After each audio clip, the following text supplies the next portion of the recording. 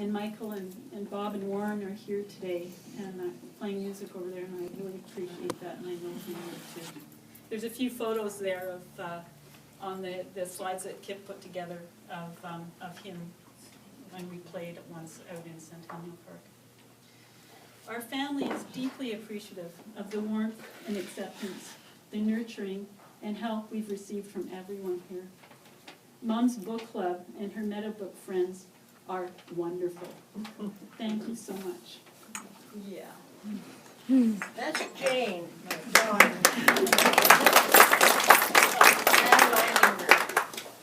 Montana. Hi, Anne from Montana. Thank you very much for coming. We have set out tables with displays ranging from the military, the war era. In the obituary, it talked about his photographs and his journalism, and these are wonderful displays of how good he was at it.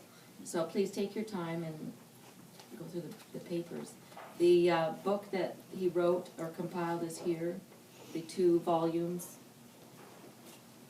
This is Saint-Nazaire to Singapore, that he compiled a lot with Mom's help, with fellow officers from the war days. Combined operations. Combined operations.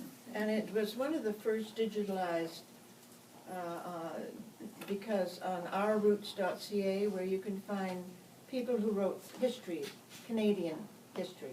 So he got in on it. And that other book has an article, too, that was compiled in Edmonton at that time. They were looking for war vets. Stories. Stories, War yeah. vets, yeah. On this table, we have Dad's black books. This is what he recorded and sketched and comments, and they're delightful to look at. Some of them. Some we didn't bring for delivery.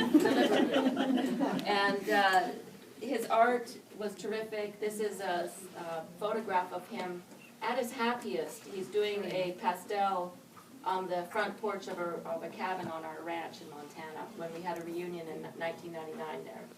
And I, in fact, have that pastel at home in Lewistown. And I just want to talk about this one here because he was actually, he was definitely suffering from dementia when he did this work here. But it's quite remarkable. It's actually a portrait of Marilyn Monroe. And I suggest you have a look at it. It's quite something. Yeah. Anyhow. So explore our father and any questions that you have. The family have name tags, so. So please go and have a cup of tea and goodies that Christine, my neighbor on Harrison, has put together. She's dinner's ready lady. And if anybody would like to say something, we'll be quiet. But please Margaret- roam Margaret- around. Oh, and- of course, Margaret Day. Fulton, or Margaret Day? Fulton. No, sorry, Margaret Fulton. Well, does she want to do that Yeah, now? she does. Yeah. She does. There's Margaret. Thank you. Thank you very much. And I really feel honored to have been asked by Kit if I would repeat a few of the words that I had written on the news of David's death. And so this is a wonderful celebration of his life. And I realized after I had read the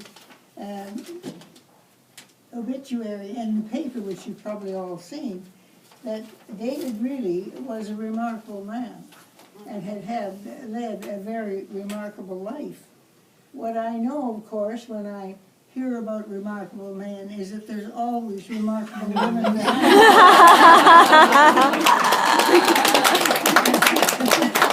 And really, my deepest sympathies, Kit, and to the whole family gathered here. Death of a loved one is always a mystery, and it can be pain and sorrow or blessed relief. And doubtless, it's a mixture always of both. There can be no remorse at the news of David's death.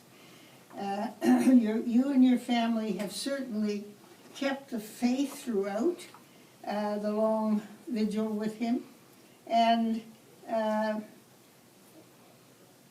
showed him what every person wants, and that's love and respect.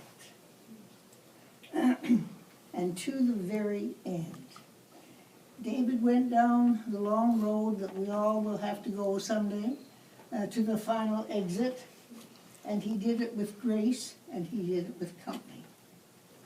Dying on New Year's Day seems to me to be quite symbolic. It means a new start.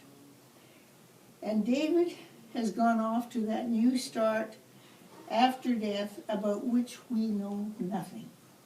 And also, it's a new start for the whole family without David.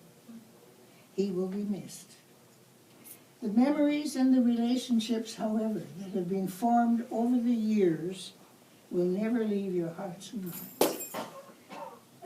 It seems to me that in David's case, some lines of Milton's came to my mind that are very suited to a man who's certainly worth remembering. Milton wrote, "Nothing is here for tears, nothing to wail or knock the breast, no weakness, no contempt, dispraise, or blame, nothing but well and fair, and what may quiet us in a death so noble." So much fun.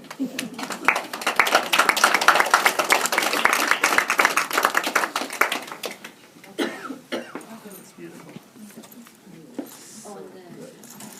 Thank you.